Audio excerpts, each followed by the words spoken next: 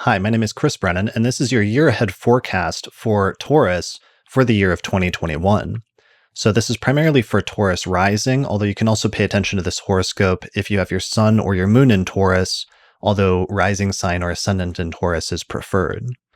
All right, so let's jump right into it. Here's the planetary movements calendar that shows where the planets will start and where they will end up by the end of the year.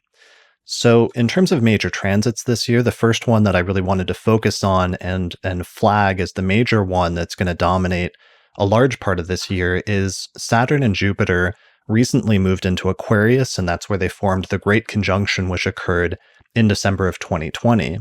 But that transit is actually opening up a 3-year transit of Saturn through your 10th house of career and life direction and reputation, and a 1-year transit of Jupiter through that sign during the course of 2021 that won't be finished until December.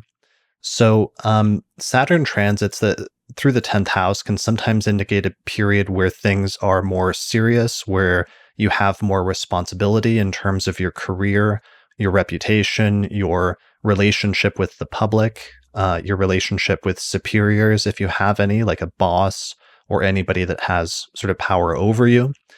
Saturn transits can sometimes indicate setbacks or obstacles or difficulties in this area, and you should have gotten a preview of what this is about around the third quarter of 2020 when Saturn dipped into Aquarius for a little bit between early April and I believe it was like late June or something like that, or early July. Saturn went into the first few degrees of Aquarius and gave you a little preview of what that 10th house transit is going to be like before it retrograded out and went back into Capricorn. So it's now returned, and sometimes this can be kind of a heavy transit. It can be a period of testing in terms of your career. But the good news is because Jupiter is transiting through the 10th house for the first year of that transit, that should really help to balance things out, especially for those of you with day charts, so that you're not really dealing with the worst case scenario, but instead you're trying to maintain some sort of equilibrium between growth and expansion in the area of career on the one hand, and consolidation on the other hand, and making sure you have a stable foundation by going back and firming up things that you've already done in the past. So for some of you, this may be a period where you go through a period of testing and you have to decide to leave some things behind, or that some things aren't working out for you in terms of your career or your overall life direction. But hopefully in the long term, that should be a positive process of growth, even if it requires getting rid of some certain things in the process. So that's one of the major ongoing transits that's going to be happening pretty much all year in 2021. Additionally, Uranus, which has been transiting through your first house for the past couple of years, your first house of self and body and both mental as well as physical well-being, Uranus has been transiting through there, and Saturn will come to form 3 squares with Uranus from Aquarius during the course of this year. So Uranus can sometimes be a little bit unsettling, a little bit destabilizing. It can also be liberating, and especially for those of you with Uranus going through your rising sign, if your rising sign is Taurus, that can be a period where you're kind of trying to get rid of restrictions and feeling a little bit more free than usual. But due to these 3 squares that will happen during the course of 2021, there's some sort of tension between your need for freedom and developing a sense of liberation and innovation in your life, especially in your sense of self and who you are and what you look like to the world. There's some sort of tension between that and your process of doing that and some things that are happening in the sphere of your career right now with Saturn transiting through your 10th house. So there's 3 points this year where that transit will go exact, in mid-February, mid-June, and later in December. And for those of you with natal chart placements between, especially let's say 7 degrees of the fixed signs and 13 degrees of the fixed signs, I think that transit's going to be particularly important because you're really going to feel that tension between the liberatory sort of aspects of Uranus versus the more constrictive or restricting significations of Saturn, and that tension between your sense of self and your sense of career or duty in some sense, your duty to your career, whatever that is at this point in time. So that's going to be emphasized further at different points this year, especially when Mars goes through the fixed signs and squares Saturn exactly, or conjoins Uranus exactly, or basically any of the other hard aspects. So up on the video version, I have a diagram with this showing you some of the exact dates when Mars will hit Saturn or Uranus, either in January, early July, or in mid-November. So pay attention to those dates, especially as potential tension points and turning points during the course of this year, especially if you have natal planets and fixed signs very close to the degrees where that will take place or when it will go exact. All right, other things that are happening this year, there's a continuation of a series of eclipses that are going to take place in the signs first of Gemini and Sagittarius. So there's a Sagittarius eclipse in May 26th, actually, a total lunar eclipse. Then a couple weeks later, there's a solar eclipse on June 10th in the sign of Gemini.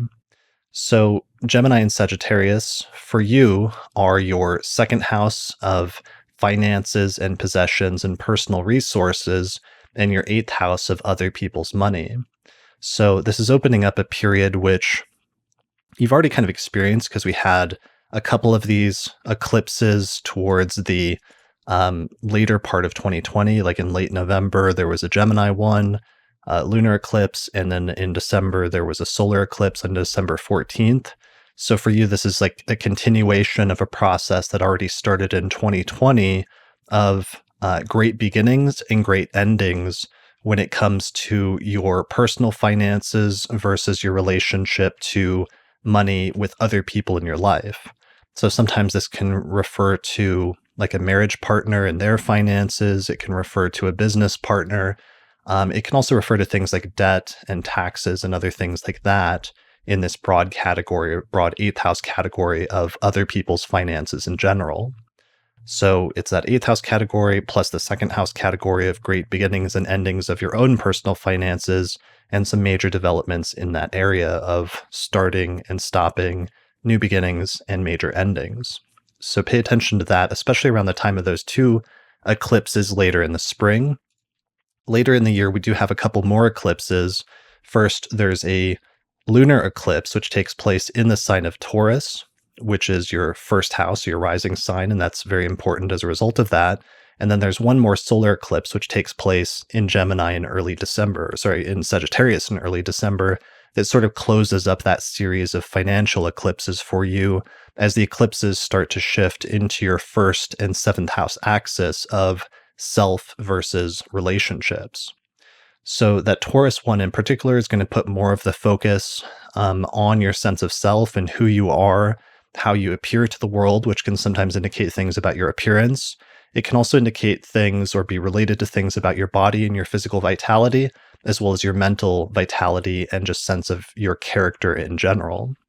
So that lunar eclipse is going to take place in Taurus, and that's really setting something up that's going to play out much more in the following year, in 2022, when we start getting a series of major eclipses in Taurus and Scorpio, your seventh house of relationships. But be prepared for a little bit of a preview of what 2022 is going to be like when you get that Taurus eclipse in your first house, as that should not just act as a preview and a starting point for beginning the series, but also really emphasize some of the Uranus transits that you've already been having over the past couple of years, in emphasizing the liberatory or the sudden and somewhat drastic or revolutionary changes to your sense of self that are happening over the course of Uranus's long 7-year transit through that sign. All right, the last thing that I meant to mention is just Jupiter is going to ingress into your 11th house of friends and partnerships in December at the very, very end of the year, and it will complete its 1-year transit through Aquarius. So that period of growth and development in terms of your career kind of comes to an end at that point in late December, and you move into a period that's a little bit more social with Jupiter moving into your 11th house of friends and groups. So this can be indicating basically in 2022 especially, a period in which you're much more social, in which you're building alliances with other people. You may reach out to friends, or you may have benefits coming to you from existing friendships and partnerships and alliances.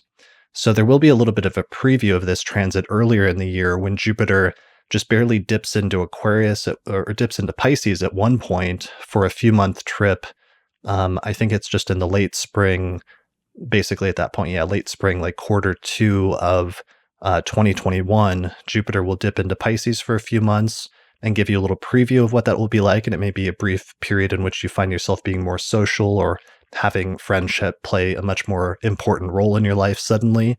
But then it will retrograde back into Aquarius and sort of disappear for the second half of the year until you get the return of Jupiter to Pisces very late in December.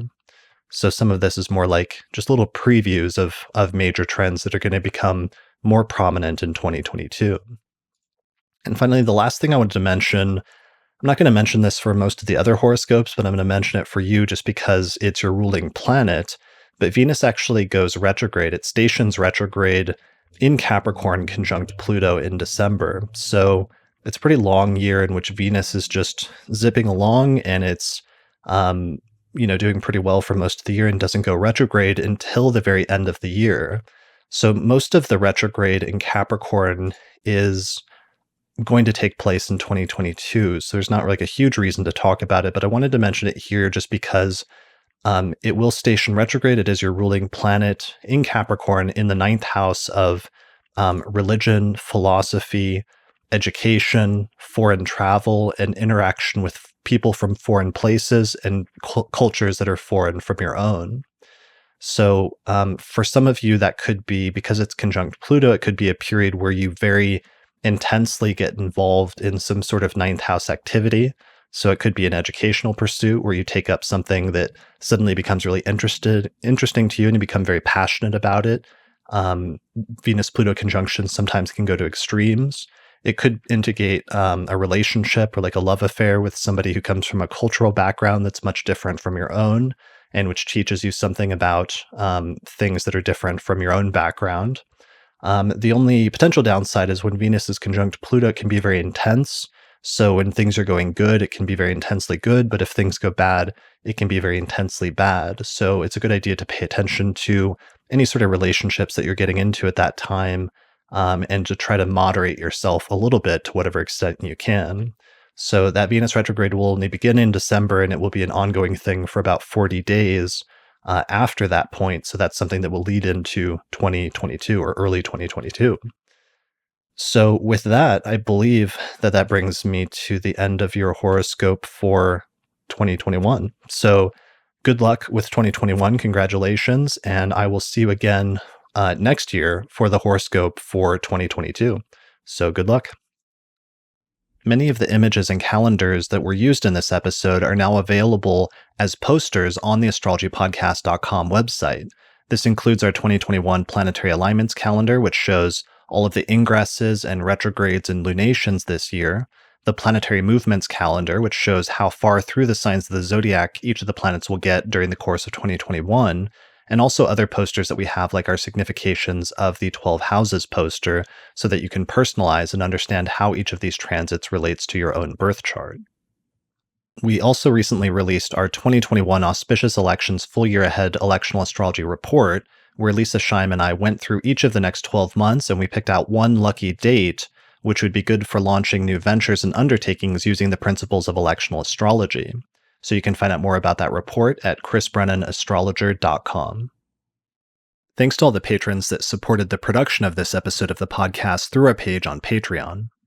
In particular, thanks to the patrons on our producers tier, including Nate Craddock, Marin Altman, Thomas Miller, Catherine Conroy, Michelle Marilot, Christy Moe, Ariana Amor, Mandy Ray, Angelique Nambo, Sumo Kopic, and Nadia Habhab.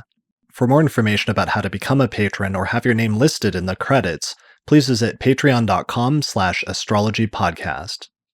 Also, special thanks to our sponsors, including the Northwest Astrological Conference, which is happening online May 27th through the 31st, 2021. Find out more information at norwac.net. The Mountain Astrologer magazine, which you can find out more information about at mountainastrologer.com. The ISAR Astrology Conference, happening August 18th through the 22nd, 2021. More information at isar2020.org. The Honeycomb Collective Personal Astrological Almanacs, which you can find out more information about at honeycomb.co. Also, the Portland School of Astrology, more information at portlandastrology.org. The Astrogold Astrology app, available for both iPhone and Android, available at astrogold.io. And finally, the primary software program that we use on episodes of the Astrology podcast is called Solar Fire Astrology Software, which is available at alabe.com. And you can get a 15% discount with the promo code AP15.